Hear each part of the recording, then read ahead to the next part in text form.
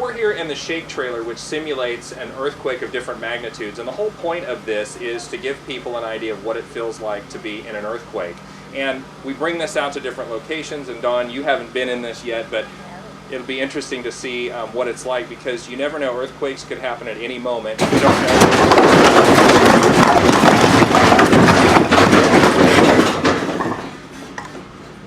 So we did exactly what we're supposed to do. That's drop, cover, and hold on. And what did you think of that? It's pretty wild. You don't, yeah, I mean, there's a lot of movement, and I could definitely feel the thing falling on top. So, yeah. Right, and so what we found is that a lot of times in earthquakes, you think that a building is going to collapse on you, and that's your biggest chance of getting injured.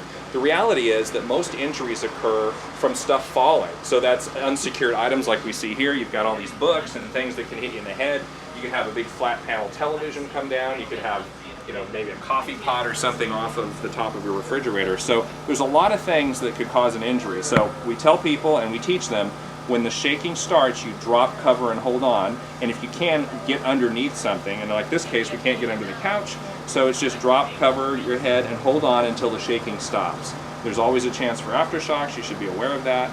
And then after the shaking stops, that's when you take the steps of deciding if you're going to evacuate or what you're going to do. Maybe shut off the gas because the gas main's now leaking. So it was a pretty wild first experience for me, so I have to say, you know, being new to California, that was my first time of even having something simulated that, and it is definitely an experience of just even trying to get down to the ground, and, yeah, it's a very interesting experience, so glad I had the opportunity. All right, well that's the shake trailer, and in the next segment we're going to be talking about what you should put in your emergency preparedness kit. So we're here in downtown Sacramento where we're doing a demonstration for people on what it's like to be in an earthquake, and we're also teaching people what you need to do to prepare yourself for an earthquake or any kind of disaster. Joining me is Dawn Lindblom with American Red Cross here. Thank you for joining me. Yeah, thank you. So what we want to find out is what is it we need to put in our kit that we would use in a disaster? Yeah. Well, what's really interesting, there's some really basic items that you want to have to be ready for an event. So some of the things would be like having a flashlight, extra batteries for the one, and spares to have if something happens. Things like making sure you have a 3-day supply of water. Usually our general recommendation is a gallon of water per person per day. Well, that's important to know. Absolutely.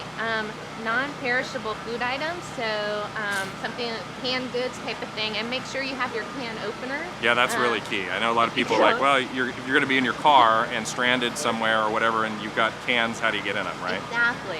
That's really clever. Another thing is just some of the things that we don't always think about, and we see this all the time at the Red Cross and emergency response, but make sure you have your prescription drugs, you know, have an extra supply on hand.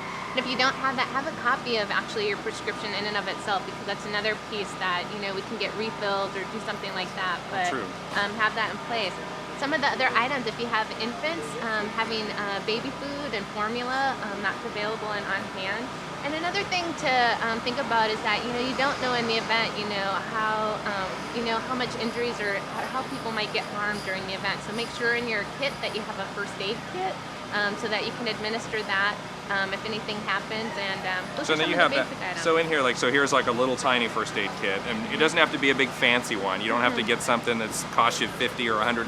No, just be a really basic one. It doesn't have to be like you said, anything too huge. I think toilet paper. Toilet paper could be a handy item to have. You know, and people laugh about that, but it's true. You never know when you're going to get stuck, and you may need that, right? It is important to have. I think some other things, you know, a spare set of keys in case you need that access to your home or to that sort of thing. I didn't think about that, right. So a lot of good things that you can have. People can go actually to our website to find a full list of the type of items that you want to do to make your own kit. And it really doesn't take a lot of effort. Even if you do it as a family, for example, you could do 1 item per month or 1 week per month. Just pick it up when you do your regular grocery store run. And it's a good thing to have, you know, in the event of any type of disaster emergency that you're ready to go. And that's great. These are great tips. And it doesn't have to be expensive. You could just go around your house and just pick some things and put it in a bag and have it ready to go for whatever the disaster may be. Absolutely. All right. Well, thanks, Dawn. Thanks for showing us. And if you want more information, you can go to the American Red Cross website, which is www.redcrosscrc.org. And then we also have totallyunprepared.com, which is a place you can see some videos and some other ways in which you can prepare yourself and your house and secure your items if you're going to be in an area where there might be an earthquake, which is basically all of California. Thanks for joining us.